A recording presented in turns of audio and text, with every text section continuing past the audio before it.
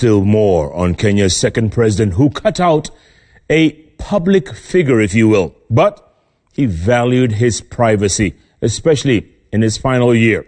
While his predecessor and his successors share moments with their families in public, Moi cut a lone figure in public, only posing occasionally for photos with his grandchildren, especially during his birthdays. Our very own Raquel Muigai now reports on the strongman of Kenyan politics, whose family life was at best kept secret and at worst a troubled man.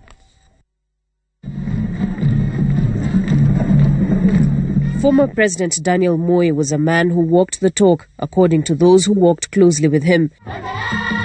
But for a country where family is held in high regard, and coming from the flamboyant public displays of Kenyatta's family in his time, Moi's missing First Lady stood out. Just where was Helena Tungo Bomet, famously known as Lena Moi?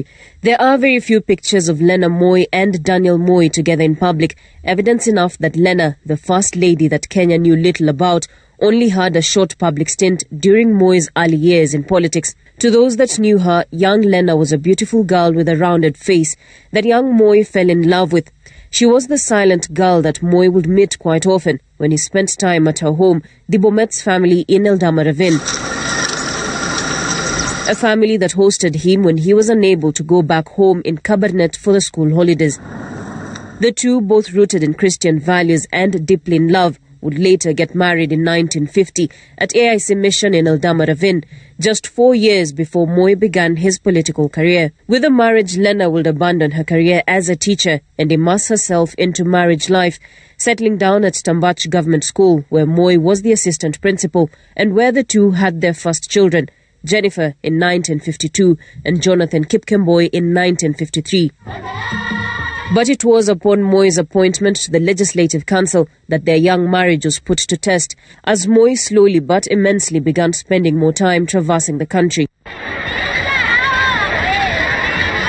She shot into the limelight in 1967 when Moi was appointed vice president, but as years passed on, Moi became more and more public as Lena became a rare face. In 1974, the two would part ways, only for them to officially divorce in 1979. Little is known about what could have created the cracks in their 24-year marriage. Cracks that are said to have created tension between Moi and his first son Jonathan, as the then president is whispered to have stopped the safari rally where his son was a key participant.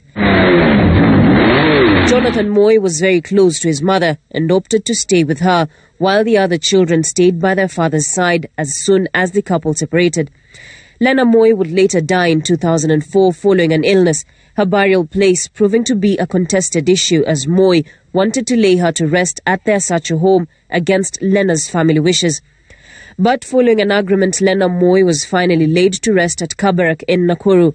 And despite being the only woman to have called Daniel Moi my husband, Kenya's would-be second First Lady had largely gone unnoticed. Their 24-year marriage saw them blessed with 8 children, 5 sons and 3 daughters, among them Jennifer Moi, the late Jonathan Moi, a famous safari rally driver who died in 2019, Philip Moi, a former army officer who hit the headlines only when his ex-wife Rosanna Pluda took him to court for failing to provide upkeep for her and their children, Raymond Moi, former Rongai Member of Parliament, Doris Moi, who was married to Simon Choge, her brother Jonathan's rally navigator, Gideon Moi, the current Baringo Senator, John Mark Moi, and the adopted daughter, June Moi.